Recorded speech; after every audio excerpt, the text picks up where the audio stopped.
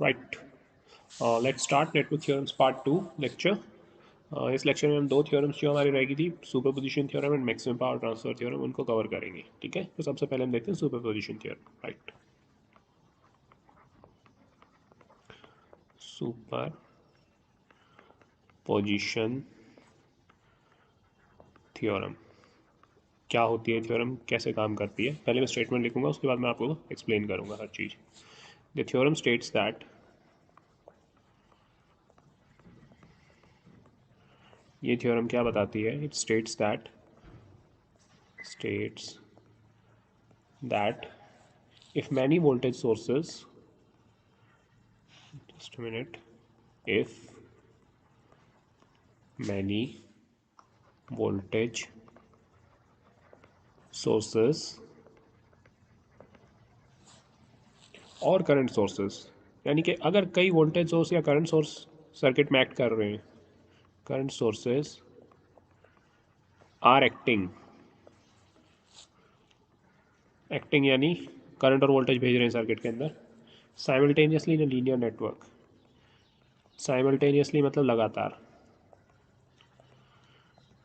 एक ही टाइम पे, किसमें, लीनियर नेटवर्क में, in a linear network,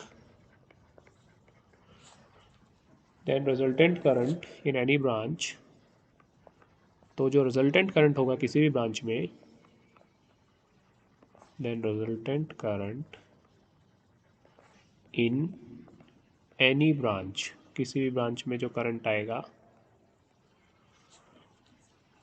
is the algebraic sum, वो सम होगा किसका, एल्जेब्रिक सम, लगातार जो हम सम करते हैं, ऐड करते हैं चीज़ों को, algebraic sum of currents, currents का एल्जेब्रिक सम, एल्जेब्रिक सम का मतलब है direct sum that would flow through it, जो कि इसमें से फ्लो करेगा किसी ब्रांच में से। ये क्या होता है, मैं एक बार एक्सप्लेन करूंगा, एक बार लिख लूँ, that would flow through it when each source, जब हर सोर्स अकेले काम कर रहा हो, when each source is acting alone, when each source is acting alone, खुद से एक्ट कर रहा हो सिर्फ source, replacing all other sources bye their internal resistances, और दूसरे सोर्सेज को हमने किससे रिप्रेजेंट कर दिया, उनके इंटरनल रेजिस्टेंस से। ये जिस बच्चे ने लेक्चर 3 यूनिट 3 पहले देख ली होगी, वोल्टेज सोर्सेज करंट सोर्सेज, को बहुत इजीली समझ में आ जाएगा कि प्रैक्टिकल सोर्सेज के इंटरनल रेजिस्टेंसेज होते हैं, तो हम सोर्स को अगर किल कर दें तो वो सिर्फ उनका इंटरनल रेजिस्टेंस बच जाता है। तो वो मैं लिख रहा हूँ यहाँ पे, acting alone replacing all other sources bye there, क्या, इंटरनल रेजिस्टेंसेज। ओके, ठीक है। अब देखते हैं इसका प्रोसीजर, क्या प्रोसीजर है। जब मैं आपको क्वेश्चन करके बताऊंगा ना, तो आपको ओरिजिनली तभी समझ में आएगा ये चीज़। स्टेप्स क्या है इसके, mark the direction of currents in various sections of the network. सबसे पहले क्या करो, करंट देखो, सबसे पहले डेफिनेशन क्या है, थ्योरम क्या है। ये थ्योरम स्टेट करते हैं कि अगर कई वोल्टेज सोर्स या करंट सोर्स प्रेजेंट है उसके अंदर, अपने किसके अंदर, सर्किट के अंदर, नेटवर्क के अंदर, और वो कई सोर्सेज एक्ट कर रहे हैं, यानी प्रेजेंट है साइमल्टेनियसली इन लीनियर नेटवर्क, एक ही टाइम पे प्रेजेंट है, देन रिजल्टेंट करंट, तो जो रिजल्टेंट करंट आएगा किसी भी ब्रांच के अंदर, वो क्या होगा, algebraic sum of currents that would flow through it. तो वो जो करंट होगा, जब सिर्फ हम एक सोर्स लगा दें और बाकी सबको हटा दें, ठीक है, उसकी वजह से करंट कैलकुलेट कर लो, फिर दूसरा सोर्स लगाओ, उसकी वजह से कैलकुलेट कर लो करंट, ठीक है, इसी तरह तीसरा सोर्स लगाओ, उसकी वजह से करंट कैलकुलेट कर लो, बाकी सारे सोर्सेज को हटा दो, सिर्फ एक सोर्स रखो एक टाइम पे। तो जो फाइनल आपका जो करंट आएगा सिस्टम के अंदर किसी भी ब्रांच में, वो क्या होगा, जो आपने सारे केसेस कंसिडर किए उनका सम कर दो। ठीक है, फर्स्ट केस की वजह से I1 करंट निकाला, सेकंड केस की वजह से I2 करंट निकाला, तो I1 प्लस I2 लगा दो। ठीक है, ये है सुपरपोजिशन थ्योरम। अच्छा, इसका प्रोसीजर क्या है वो मैं देख के बताता हूँ आपको, बताता हूँ। उसके बाद न्यूमेरिकल में आपको समझ में आएगा basically. Mark the direction of currents, first step के अंदर क्या है, करंट की डायरेक्शन करो mark in various sections of the network. जो डिफरेंट डिफरेंट सेक्शंस हैं, सेक्शंस का मतलब अलग अलग पार्ट है नेटवर्क के, सर्किट के, of the network,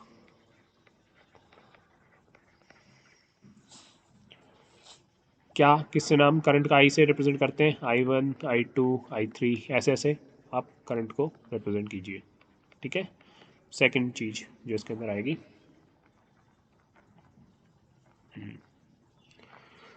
right. Now consider only one source, अब सिर्फ एक सोर्स कंसिडर कीजिए। Now consider only one source, जो मैंने डेफिनेशन लिखी हुई थ्योरम की उसी को मैं एक्सप्लेन कर रहा हूँ प्रोसीजर के अंदर। ऑफ ईएमएफ, सपोज करो आप वोल्टेज सोर्स कंसिडर कर रहे हो तो उसकी ईएमएफ कितनी होगी, से E1। ठीक है, नाउ अब क्या करो, रीड्रॉ दिस सर्किट।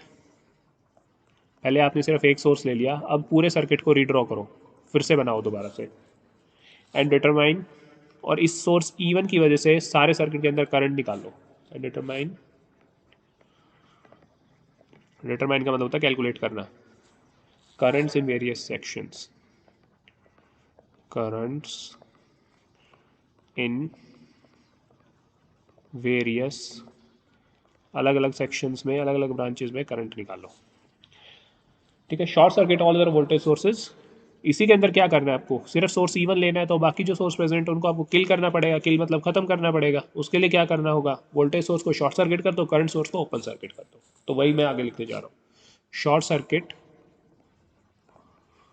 ये क्या होता है शॉर्ट सर्किट ओपन सर्किट, ये मैं बताऊंगा आपको। Short circuit voltage sources, all other voltage sources,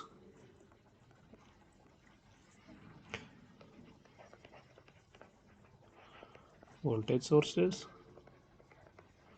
and open circuit current sources। और करंट सोर्सेज को क्या कर दो, ओपन सर्किट कर दो, करंट सोर्सेज। ठीक है, अच्छा तीसरा ही बात, now consider other source and determine currents. अब दूसरा सोर्स कंसिडर करो। ठीक है, वो सोर्स कुछ भी हो सकता है, वोल्टेज सोर्स या करंट सोर्स, तो उसकी वजह से निकालो। Other source and determine currents and determine currents due to this source, currents due to this source in various sections of the network, अलग अलग sections में, in various, just a minute,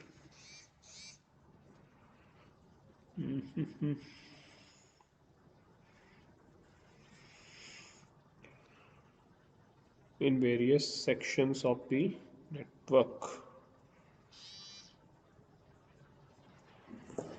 various अलग अलग sections में निकालो।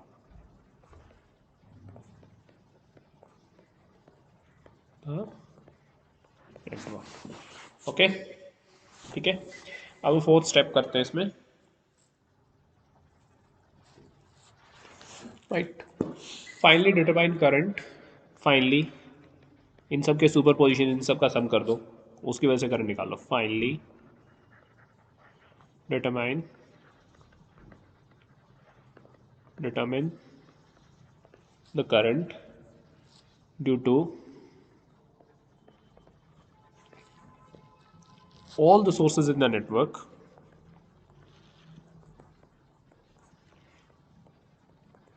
जितने भी sources present है नेटवर्क में, and calculate the net resultant current, and hence calculate the net resultant current। Okay okay, right. अब देखो, क्वेश्चन के थ्रू हम करने की कोशिश करेंगे इसको, क्वेश्चंस के थ्रू ही आपको समझ में आएगा ये सुपरपोजिशन थ्योरम कैसे है।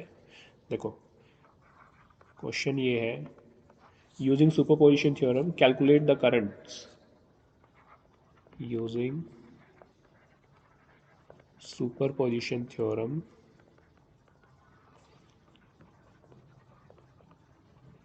calculate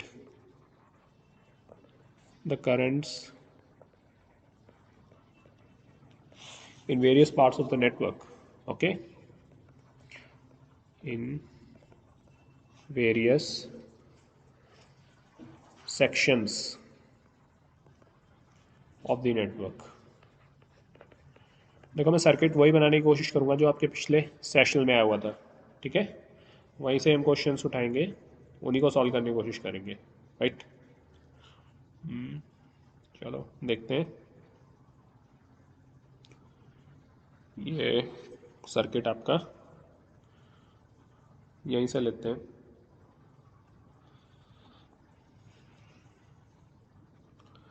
ओके, देखो क्या है सर्किट में। सर्किट है आपका सेशन में जो आया हुआ है, ये आपने एक 45 वोल्ट्स की बैटरी लगा रखी है, 45 वोल्ट की बैटरी है, ठीक है। ये रेजिस्टेंस है आपका 15 ओम।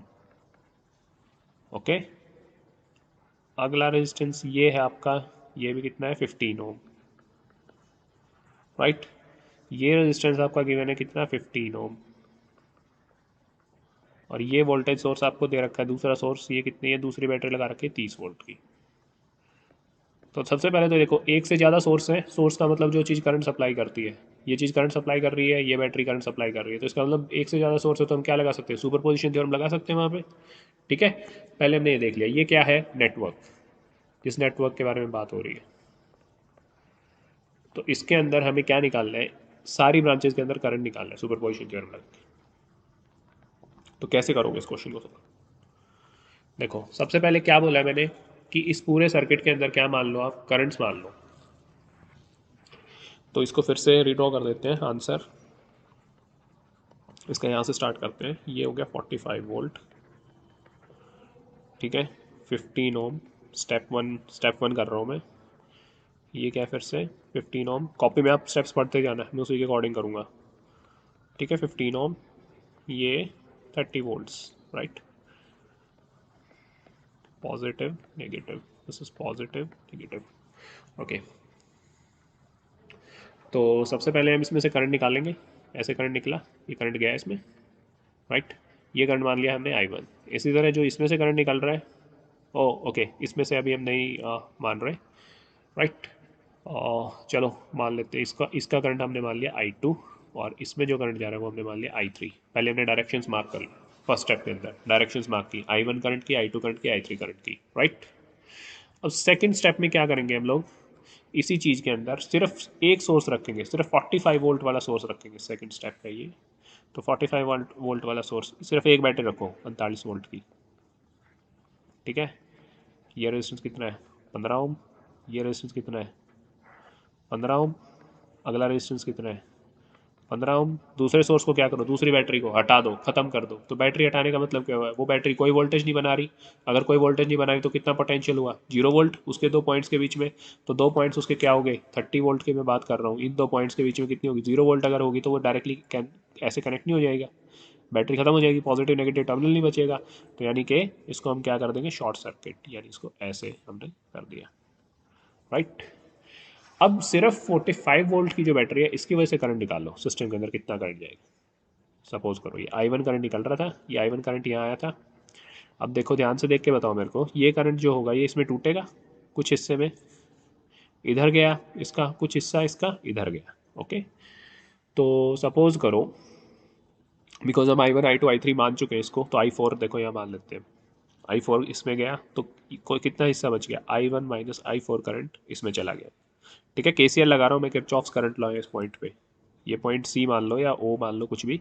पॉइंट सी पे करंट अंदर आ रहा है, उसमें I1, उसमें से निकल रहा है कितना, I4, और जो बाकी बचा I1 माइनस I4। तो जितना इनकमिंग करंट है उतना ही आउट गोइंग करंट के बराबर होना चाहिए। I4 प्लस इसको आउट गोइंग करंट को जोड़ लो, आप कितना बन रहा है, I4 plus I1 minus I4। I4 से I4 कट गया, कितना I1 ही तो बन रहा है। तो I1 ही आ रहा है, और I1 ही टोटल मुझे आ रहा है सी पॉइंट पे से, ठीक है। तो अब क्या कर सकते हो आप इसमें, किरचॉफ्स वोल्टेज लॉ लगा सकते हो, ठीक है। तो लगाओ इसमें, कैसे करोगे, ACBDEF। तो सबसे पहले आप लूप लो, AC बी डी। इस लूप के अंदर चलो, नेगेटिव से पॉजिटिव, नेगेटिव से पॉजिटिव जा रहे हैं तो क्या हुआ, पॉजिटिव कितना, +45 वोल्ट्स। ठीक है, माइनस, अब ये करंट I1 कहाँ पहुंचा, 15 ओम वाले रेजिस्टेंस में पहुंचा सबसे पहले, ए से आगे होता हुआ। तो यहाँ पे क्या करेगा, वोल्टेज ड्रॉप करेगा, रेजिस्टेंस रोकने की कोशिश करेगा वोल्टेज को, माइनस में I1 मल्टीप्लाइड बाय रेजिस्टेंस कितना, 15।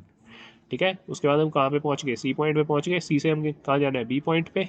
लेकिन बी पॉइंट पे कितना करंट फ्लो कर रहा है सी से बी में, I4 अगर करंट फ्लो कर रहा है तो करंट I4 टाइम्स रेजिस्टेंस कितना है इसका, 15। मैं क्या लगा रहा हूँ यहाँ पे, कुछ नहीं लगा रहा, मैं ओम्स लॉ लगा रहा हूँ। करंट जितना फ्लो कर रहा है उस ब्रांच में से मल्टीप्लाइड बाय उसका रेजिस्टेंस। ठीक है, बी पॉइंट पे पहुंच गए, बी से डी के बीच में कोई रेजिस्टेंस नहीं है, डायरेक्टली हम नेगेटिव टर्मिनल पे पहुंच गए, यानी आगे कोई पोटेंशियल ड्रॉप नहीं हो रहा, तो यानी इसका मतलब इक्वल टू 0।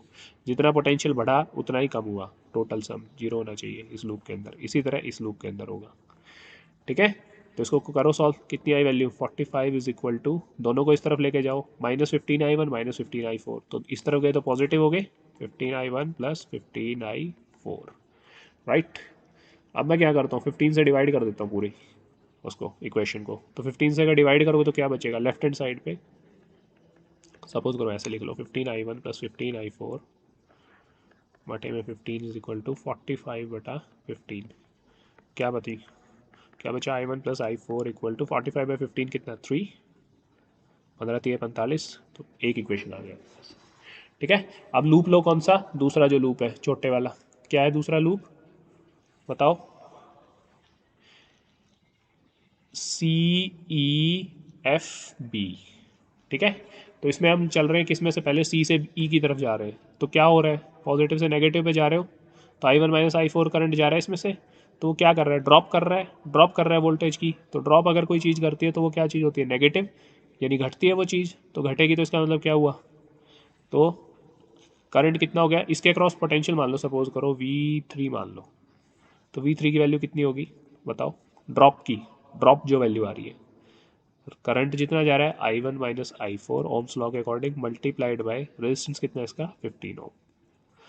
अब करंट कहाँ पहुंचा, ई पे पहुंच गया, ई से फिर कहाँ आया, एफ पे, एफ से गया बी पे, बीच में कोई रेजिस्टेंस एनकाउंटर नहीं कर रहा तो करंट चलता रहेगा। अब इसके बाद इस लूप के अंदर आप ऊपर चले तो अब I4 की डायरेक्शन से आप अपोजिट जा रहे हो, I4 ऊपर से नीचे आ रहा था, आप यहाँ नीचे से ऊपर जा रहे हो, नीचे से ऊपर जा रहे हो तो आप नेगेटिव से पॉजिटिव पे जा रहे हो।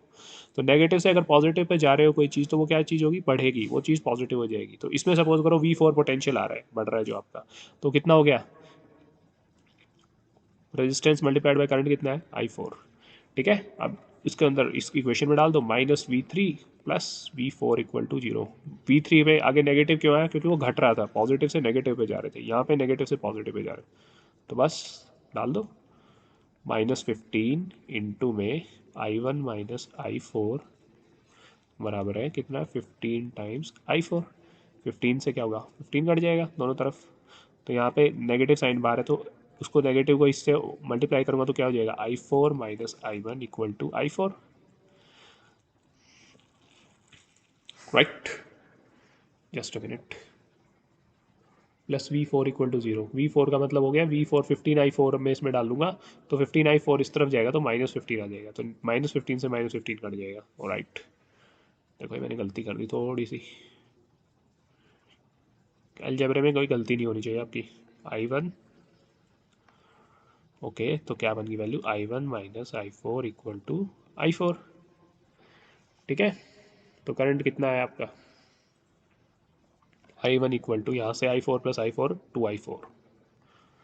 ठीक है, तो ये वैल्यू आ गई आपकी सेकंड इक्वेशन। इस सेकंड को फर्स्ट में पुट कर दो, पुट करोगे तो क्या वैल्यू आएगी, 2I4 + I4 इक्वल टू 3, यानी 5I4 इक्वल टू 3। I4 कितना, 3/5 एम्पियर। I1 कितना है, 2 गुना है I4 के, तो 2 गुना 3/5 कितना हो गया, 6/5 एम्पियर। ठीक है, अब हमने 45 वोल्ट से निकाल दी। अब हम नेक्स्ट केस में क्या करेंगे, इसी सर्किट को दोबारा रीड्रॉ करेंगे, किससे निकालेंगे, 30 वोल्ट के सोर्स से निकालेंगे। राइट, तो थर्ड स्टेप पे आ गए हम सुपरपोजिशन थ्योरम। तो कितना था, 15 ओम का रेजिस्टेंस ये था आपका, 15 ओम का रेजिस्टेंस ये था, 15 ओम का रेजिस्टेंस ये था आपका, 30 वोल्ट की बैटरी हमने मानी हुई है, यहाँ पे थी, पॉजिटिव नेगेटिव। ओके, तो जो ये 45 वोल्ट है आपका, वो क्या, वो बैटरी अब हम ख़त्म कर देंगे, अब इस सोर्स को ख़त्म कर देंगे। पहले 45 की वजह से मान रहे थे, अब 30 की वजह से मान रहे हैं, तो 45 वाले को ख़त्म कर रहे हैं, तो बैटरी को क्या करेंगे, हटा देंगे उसमें। बैटरी हटा दी तो ये बन गया सर्किट। बताओ तो क्या था, एक मिनट रुको, मिनट सी को मैं थोड़ा गलत लिख, ACBD EF, तो इसकी वजह से करंट कितना निकल रहा था, I2। ओके, I2 करंट निकला। ये I2 करंट कहाँ गया, यहाँ पे पहुँचेगा तो बटेगा। सपोज करो I5 इसमें चला गया, बाकी का करंट कहाँ गया, इसमें I2 माइनस I5। ठीक है, तो पहले आप लूप लो, FECB, इसमें लगाओ किरचॉफ्स वोल्टेज लॉ, फिर दूसरे लूप पे लगाओ जो छोटा लूप है, CADB, ऐसे। ठीक है, तो चलो इसमें लगाओ KVL, Kirchhoff's voltage law. Negative से पॉजिटिव पे जा रहे हो तो +30। अब 15 ओम रेजिस्टेंस के अंदर करंट कितना आ रहा है, I2 क्या करेगा, रेजिस्टेंस क्या करेगा, उसको ड्रॉप करने की कोशिश करेगा पोटेंशियल को, यानी पोटेंशियल घट रहा है तो फिर से -15 times Kirchhoff's law, I2 Ohm's law, current multiplied by resistance.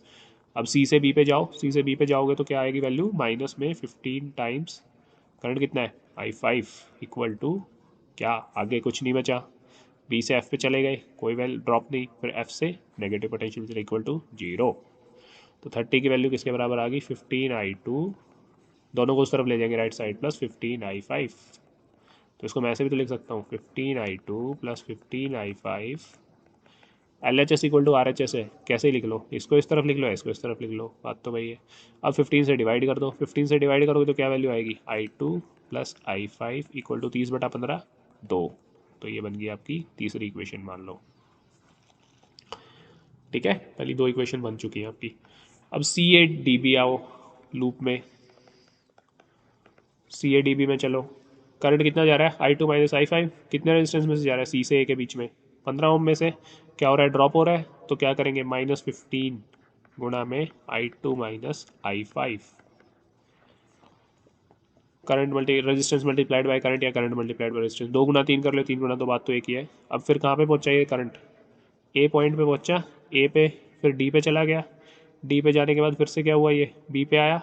अब बी से जब सी पे जा रहे हो तो करंट देखो क्या जा रहा है, I5 अपोजिट डायरेक्शन में था, पहले हमने, जस्ट अ मिनट, ओहो,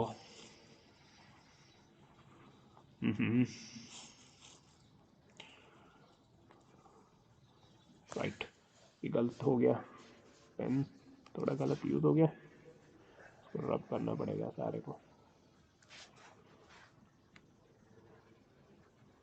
राइट राइट। देखो तो करंट इसमें कितना जा रहा था, I5 जा रहा था, तो I5 क्या ऊपर से नीचे आ रहा था, तो ऊपर से नीचे आ रहा था तो पॉजिटिव से नेगेटिव पे जा रहे थे आप। लेकिन अब ये इस लूप में जब आप चलोगे CADBC, तो D से B के बाद B से C पे अगर आप जा रहे हो तो नेगेटिव से पॉजिटिव पे जा रहे हो, तो नेगेटिव से पॉजिटिव पे चीज़ क्या होती है, बढ़ती है, तो बढ़ रही है तो यानी प्लस साइन आ जाएगा, प्लस में current multiplied by resistance, I5 गुणा में 15 इक्वल टू 0, आगे कुछ है ही नहीं। तो यानी क्या बचा, इसको अगर उस तरफ लेके जाओगे तो 15I5 इक्वल टू, तो नेगेटिव का क्या हो जाएगा, पॉजिटिव, ये उस तरफ जाएगी वैल्यू राइट हैंड साइड पे, तो 15 टाइम्स I2 माइनस I5, क्या हुआ, 15 से 15 कट गया, I5 equal to I2 minus I5, I5 इस तरफ आएगा, 2I5 इक्वल टू I2, ये क्या होगी, चौथी इक्वेशन होगी आपकी। अब फोर्थ को थर्ड में पुट कर दो, बताओ वैल्यू पुट करो, I2 की जगह क्या रख दो, 2I5 plus I5 equal to 2, तो I5 की वैल्यू कितनी आ गई, 2 और 1 कितना, 3, 3I5 बराबर कितना, 2, तो I5 की वैल्यू कितनी आ गई, 3 इस तरफ जाएगा तो क्या आएगा, बटे में 2/3 एम्पियर। तो I5 इतना है तो I2 कितना हो जाएगा, ट्वाइस हो जाएगा इसके, तो करो क्या वैल्यू हो जाएगी I2 की, 2 गुणा 2/3 कितना हो गया, 4/3 एम्पियर, राइट।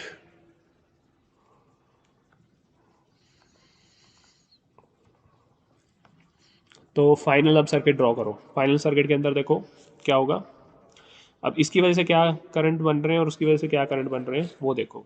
ठीक है, ये था 45 वोल्ट का सोर्स, इसके बाद ये था 15 ओम का रेजिस्टेंस, ये था 15 ओम का रेजिस्टेंस, ये था 15 ओम का रेजिस्टेंस, ये था 30 वोल्ट का बैटरी, पॉजिटिव नेगेटिव।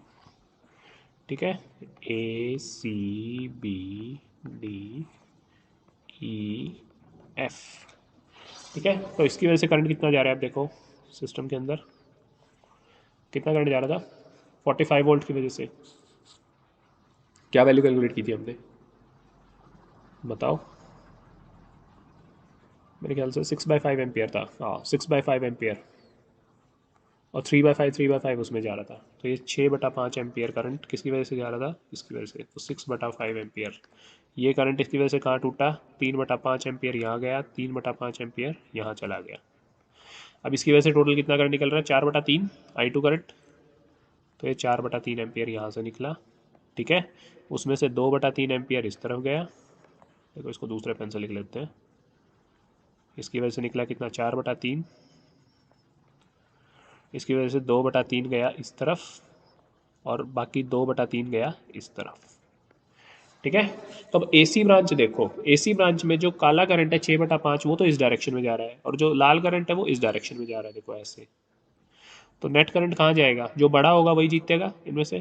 तो नेट करंट क्या जाएगा, इस तरफ जाएगा, काला बड़ा है यहाँ पे। तो एसी ब्रांच के अंदर करंट कितना हो गया बताओ, 6/5 -2/3।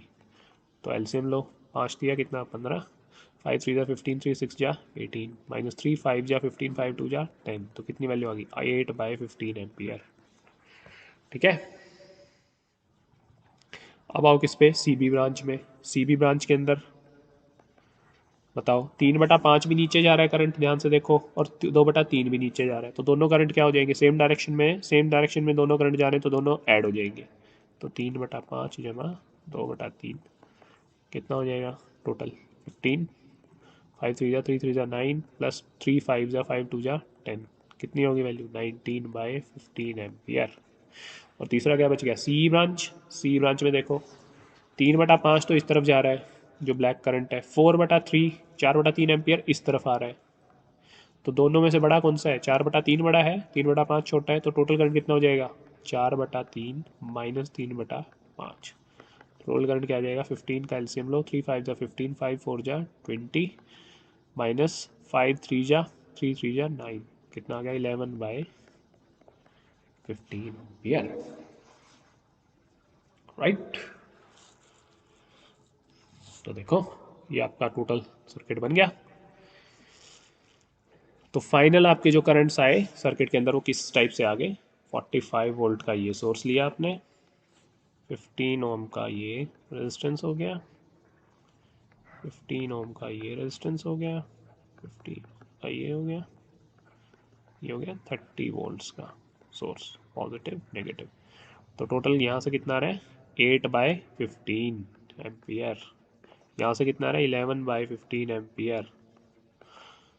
टोटल इसमें कितना जा रहा है, 19/15। इन दोनों को जोड़ दो सी पॉइंट पे। इनकमिंग करंट कितना हो गया, 8/15 जमा 11/15, 15 तो सेम कितना 19/15, और निकल कितना रहा है 19/15। यानी ये सर्किट बिल्कुल ठीक है, केसीएल यहाँ पे सेटिस्फाई हो रहा है। ये ऑटोमेटिकली चेक होगा कि आपका आंसर करेक्ट है। ठीक है, तो ये होगी आपकी सुपर पोजिशन थ्योरम। पहले एक सोर्स लिया, उसकी वजह से करंट निकाल लिया सारे सिस्टम में, फिर दूसरा सोर्स लिया, उसकी वजह से करंट निकाल लिया सारे सिस्टम में, फिर टोटल में फाइनल में ऐड कर दिए। तो डायरेक्शन देख लो कि उस सोर्स की वजह से कहाँ करंट फ्लो कर रहा था और दूसरे सोर्स की वजह से कहाँ करंट फ्लो कर रहा था। अगर अपोजिट डायरेक्शन में करंट है उनके तो सब्ट्रैक्ट कर दो, सेम डायरेक्शन में करंट है तो ऐड कर दो। Okay, right. अब हम चलते हैं मैक्सिमम पावर ट्रांसफर थ्योरम, जो लास्ट थ्योरम है आपकी इस यूनिट में, सेकेंड यूनिट में। मैक्सिमम पावर ट्रांसफर थ्योरम, ये क्या बोलती है, दिस थ्योरम डील्स, ये थ्योरम किससे डील करती है, deals with transfer of maximum power, with transfer of maximum power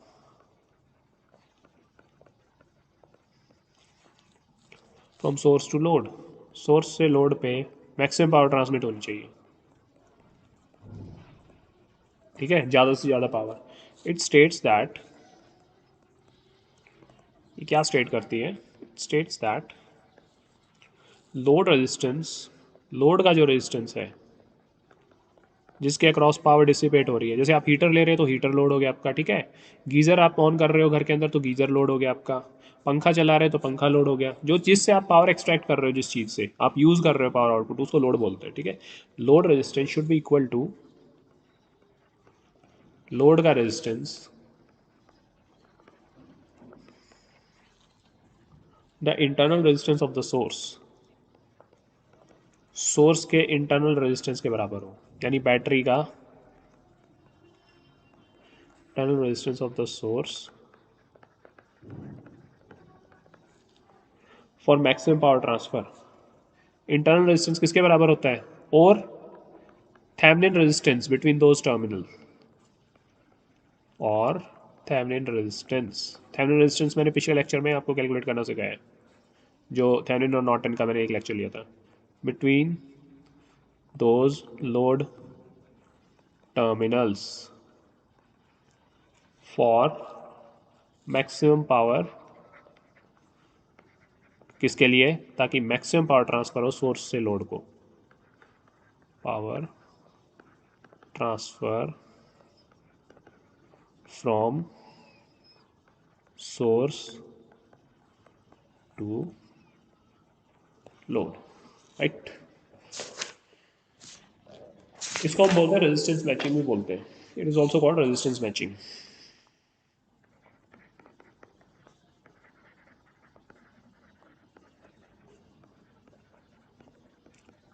अच्छा, ये कैसे काम करती है, क्या स्टेप्स होते हैं, वो मैं इसमें बताऊंगा अभी आपको, ठीक है, राइट। देखो स्टेप्स इसके हैं, प्रोसीजर क्या है इसके वो बता रहा हूँ मैं आपको। मैक्सिमम ये थ्योरम लगाने का पहला प्रोसीजर इसमें क्या है, पहला स्टेप क्या है, disconnect the load resistance from the terminals. Load resistance को डिस्कनेक्ट करो सबसे पहले,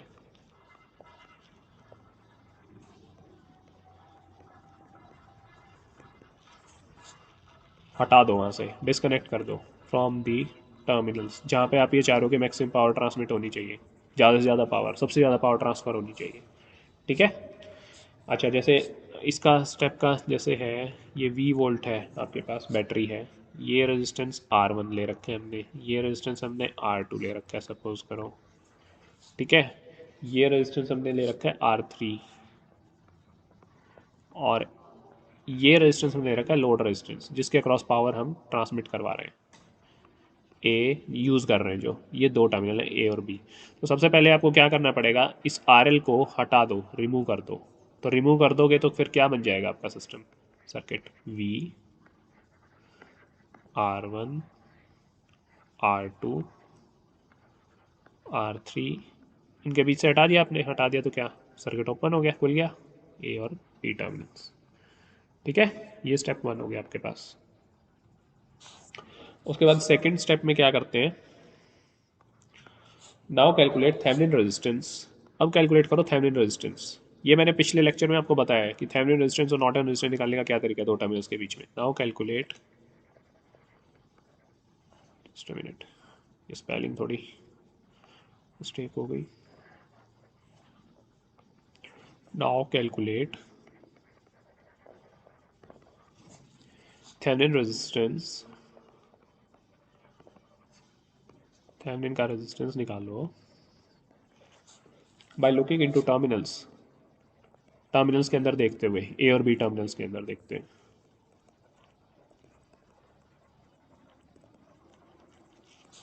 ठीक है। Short circuit the voltage source also, इसके लिए क्या करना पड़ेगा, वोल्टेज सोर्स को हटाना पड़ेगा थेवेनिन रेजिस्टेंस निकालने के लिए, और करंट सोर्स को क्या करना पड़ेगा, ओपन सर्किट, और वोल्टेज सोर्स को short circuit, also short circuit,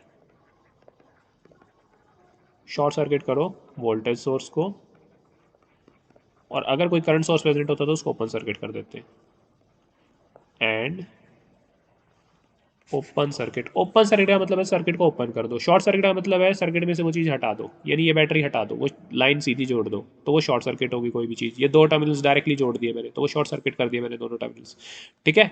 और अगर इसको मैं ओपन सर्किट करना चाहता हूँ तो इसके बीच की तार है इसको उड़ा दो, तार ही हटा दो पूरी, वो ओपन सर्किट हो गया। ओपन सर्किट करंट सोर्सेज, अगर करंट सोर्सेज होते तो उसको ओपन सर्किट कर देते, उस पूरे करंट सोर्स को हटा देते, उस ब्रांच को हटा देते, ठीक है। अगर ऐसा होता कोई करंट सोर्स इस सिस्टम में, R1, R2, R3, ए, बी, तो मैं क्या करता, इस करंट सोर्स को हटा ही देता, ओपन सर्किट कर देता। ओपन सर्किट का मतलब R1 तार ही हटा दी मैंने, R2, उसके बाद क्या होगी R3, ये हो गया ए टर्मिनल, ये बी टर्मिनल, तार ही हटा दी, तार ही की काट दी मैंने बीच में से, वो ओपन सर्किट हो गया, ठीक है।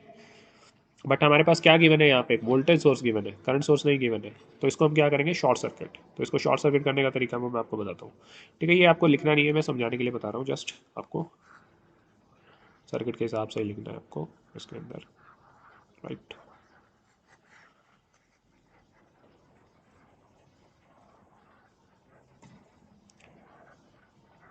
इसको एक बार रब कर देते हैं, ओके। अब देखते हैं इसको कैसे करना है। वोल्टेज V, और ये क्या था R1, ये था R2, ये था R3, ये क्या थे अपने A और B, दो टर्मिनल थे, ठीक है। अब यहाँ से देखना है आपको, इसको क्या करो शॉर्ट सर्किट। शॉर्ट सर्किट का मतलब डायरेक्टली तार को जोड़ दो ए और बी के बीच में, सी और डी मान लो ये पॉइंट, सी और डी के बीच में डायरेक्टली तार जोड़ दी, तो डायरेक्टली तार जोड़ दी तो क्या बन गई, ये ऐसी बन गई। ये रेजिस्टेंस क्या है R1, ये रेजिस्टेंस क्या है आपका R2, ठीक है। यहाँ से आप देख रहे हो ये रेजिस्टेंस क्या था बीच में, R3 था, जस्ट मिनट, ये रेजिस्टेंस था आपका R3 ऐसे, और ये दो टर्मिनल थे ए और बी, इनके बीच में आपको नेट रेजिस्टेंस निकालना है। देखो अब देखो R1 का ये टर्मिनल जो है, ये एक टर्मिनल है, R2 का ये एक टर्मिनल है, तो ये एक टर्मिनल सेम, दूसरा टर्मिनल R1 का ये है, R2 का क्या है ये है, तो ये दोनों टर्मिनल्स भी आपस में क्या हुए इस पॉइंट पे कनेक्टेड है, तो इनके दोनों टर्मिनल्स कनेक्टेड है। तो दो जो रेजिस्टेंस के अगर दो टर्मिनल्स कनेक्टेड है, जैसे ये टर्मिनल और ये टर्मिनल, ये टर्मिनल और ये टर्मिनल, तो इस केस में हम क्या बोलते हैं उनको पैरेलल कॉम्बिनेशन होता है रेजिस्टेंसेज का, तो यानी R1 और R2 आपस में क्या है पैरेलली कनेक्टेड है, ठीक है। तो पैरेलल के लिए मैं नेट रेजिस्टेंस कैसे निकालता हूँ, अगर इन दोनों रेजिस्टेंसेज को मुझे वो करना हो, नेट रेजिस्टेंस निकालना हो, तो मैं कैसे निकालूंगा बताओ। उसके लिए मेरे को क्या करना पड़ेगा बताओ। तो मैं नेट रेजिस्टेंस कैसे निकालूंगा, 1/RP, resistance in parallel is equal to A/R1 plus 1/R2। तो इसको कैसे लिख सकते हैं फिर, इसका एलसीएम लो, एलसीएम क्या आएगा R1 R2, ऊपर क्या आ जाएगा R2 प्लस R1, तो 1/RP किसके बराबर हो गया आपका, इसके बराबर हो गया। तो आर पी कितने के बराबर हो गया, इसका उल्टा कर दो, इसका उल्टा क्या हो जाएगा R1 R2/R1 plus R2, right. अब इसको, ये आर पी रेजिस्टेंस आ गया आपका, आर पी क्या किया आपने R1 R2 को पैरेलल में कर दिया था, तो यानी नेट रेजिस्टेंस क्या बन गया इनका आर पी, ठीक है। R3 इधर कनेक्टेड ही था आपका, बस आपने सिर्फ R1 R2 को हटा के उसकी जगह आर पी ले आए आप, एक रेजिस्टेंस से दोनों को आपने बता दिया कि इन दोनों की वैल्यू ये होगी, ए और बी दो टर्मिनल्स लगा दिए आपने। अब ध्यान से देख के बताओ R3 और आर पी क्या है सीरीज़ में है, सीरीज़ का मतलब क्या है करंट यहाँ से जाएगा तो यहाँ से आएगा, करंट सेम रहेगा, जहाँ करंट सेम रहता है वो चीज़ क्या होती है सीरीज़ में, दो रेजिस्टेंस सीरीज़ में ऐसे तो जोड़ते हैं आप, तो उसमें सीरीज़ में दो रेजिस्टेंस होते हैं उनको क्या करते हैं ऐड करते हैं, तो नेट आर एस क्या सीरीज़ में रेजिस्टेंस कितना हो जाएगा R3 प्लस आर पी की वैल्यू पुट कर दो R3 प्लस, तो ये आपका हो गया टोटल सीरीज रेजिस्टेंस, इसको हम बोल लेंगे आर थेवेनिन, ए और बी के बीच में थेवेनिन रेजिस्टेंस। तो जब आपका थर्ड के स्टेप क्या आएगा, व्हेन जो लोड का रेजिस्टेंस है जिसको आप वेरी करवा रहे हो उसकी वैल्यू आर थेवेनिन के बराबर होगी, ठीक है। In that case this implies, in that case maximum power is transferred load को मैक्सिमम पावर ट्रांसफ़र हो जाएगी टू दी लोड, राइट। ये आपका हो गया कंप्लीट। इसके साथ ही आपका ये लेक्चर कंप्लीट हो गया। ओके, क्वेश्चन एक करवा देते हैं, थोड़ा आसान हो जाएगा आपके लिए। देखो 100 वोल्ट का सोर्स है, ये क्वेश्चन आपसे पूछ रहा है, ये 10 ओम का है, ये 15 ओम है, राइट, ये 4 ओम है। तो मैक्सिमम पावर ट्रांसमिट करने के लिए ए और बी के बीच में लोड लगा दिया आपने आर एल। तो ये पूछ रहे हैं आर एल की वैल्यू कितनी होनी चाहिए फॉर मैक्सिमम पावर ट्रांसफ़र, ठीक है, इस सर्किट के अंदर, इस नेटवर्क में। तो सबसे पहले मैंने क्या बताया आपको, आर एल को डिस्कनेक्ट कर दो उन दो टर्मिनल्स के बीच से। आर एल को डिस्कनेक्ट करोगे तो क्या आ जाएगी वैल्यू, 100 वोल्ट, 10 ओम, 15 ओम, ये कितना है 4 ओम, ए बी। अब यहाँ से देखना स्टार्ट करो, इसको क्या करो, इस वोल्टेज सोर्स को शॉर्ट सर्किट करो, किल करो नेक्स्ट स्टेप में। तो इसको जब किल करेंगे तो सर्किट क्या बन जाएगा आपका नेक्स्ट स्टेप के अंदर, ये डायरेक्टली जोड़ देंगे इन दो तारों को, 10 ओम ये सी और डी पॉइंट के बीच में डायरेक्टली जोड़ दी तारें। 15 ओम रेजिस्टेंस यू का यूँ था सर्किट में, ये कितना है 4 ओम, ये ए और बी दो टर्मिनल्स, इनके थ्रू आप देख रहे हो इस सर्किट को, यहाँ से देख रहे हो, आँख अपनी यहाँ पे लगा दो, ठीक है। अब चलो आगे, अब ध्यान से देखो 10 और 15 क्या पैरेलल में है, इनका ये टर्मिनल सेम, ये टर्मिनल सेम, वही जो मैं पहले बता रहा था R1 R2, ये क्या था रेजिस्टेंस R1 था, ये R2 था। तो पैरेलल में है, तो पैरेलल में है तो दोनों को कैसे लिखूंगा मैं, ये 10 ओम है, ये क्या है 15 ओम है आपके पास, ठीक है, ये 4 ओम है रेजिस्टेंस, ए और बी दो टर्मिनल्स है। तो 10 और 15 की वैल्यू नेट निकालो, कितनी वैल्यू आएगी, जस्ट मिनट थोड़ा इसको साफ लिख देता हूँ, ये कितना है 10 ohm, 1 by R P is equal to 1/10 plus 1/15। 10 और 15 का एलसीएम क्या आएगा बताओ अब मेरे को, 30, 10 तिया 30, 15 दूनी 30। तो 1/RP किसके बराबर आ गया, 5/30। ध्यान से देखो यहाँ पे, अब क्या करो, क्रॉस मल्टीप्लाई करो, क्रॉस मल्टीप्लाई करोगे तो वैल्यू कितनी आएगी, 30 इस तरफ गया, 30 गुना 1 बराबर है 5 गुना RP, ठीक है। तो RP की वैल्यू कितनी आ गई यहाँ से, इस तरफ लेके आओगे तो 30/5, इस तरफ मल्टीप्लीकेशन इस तरफ आएगा तो डिवीजन, तो 5 एकम 5 चीक, तो RP की वैल्यू कितनी आ गई 6 ओम, राइट। तो नेट आप कैसे इसको कर दोगे, ये 6 ओम का रेजिस्टेंस आ गया इन दोनों की बजाय, ये 4 ओम का रेजिस्टेंस यूँ लगा हुआ था, ये दो टर्मिनल्स थे ए और बी, यहाँ से आप देख रहे थे। तो 4 और 6 अब क्या हो गए, सीरीज़ में हो गए। तो नेट सीरीज़ में रेजिस्टेंस कितना हो गया, 4 ओम प्लस 6 ओम, कितना हो गया, डायरेक्टली डायरेक्ट ऐड कर देते हैं रेजिस्टेंस उसको, अगर सीरीज़ में होता तो 10 ओम। तो अगर आपका लास्ट केस के अंदर ये वैल्यू किसके बराबर है, आर थेवेनिन, आर थेवेनिन कितनी आ गई 10 ओम, दिस इंप्लाइज इस पूरे सर्किट को अगर मैं देखूँ, एक रेजिस्टेंस की वैल्यू निकालनी है मेरे को ए और बी के बीच में, तो कितना रेजिस्टेंस है दोनों टर्मिनल्स के बीच में कनेक्टेड, 10 ओम। तो यानी थेवेनिन रेजिस्टेंस कितना आ गया 10 ओम। तो अगर लोड रेजिस्टेंस की वैल्यू 10 ओम के बराबर होगी तो उस केस में क्या हो जाएगी, मैक्सिमम पावर ट्रांसफर होगी, will be transferred in that case. अब वो मैक्सिमम पावर कितनी ट्रांसफर होगी, आपसे वो ये भी पूछ रहा है, तो उस केस में क्या है करो, इट इज़ वेरी इजी। अभी वो पूछेगा नहीं वैसे, बट स्टिल हम अगर करना चाहें तो भी बहुत इजी है ये, it's not at all difficult. और कितना सोर्स था, चलो वो मैं फिर आपको बाद में बताऊंगा, वो थेवेनिन आपको वोल्टेज भी निकालनी पड़ेगी उसके लिए सर्किट के अंदर, so it will be quite messy, right.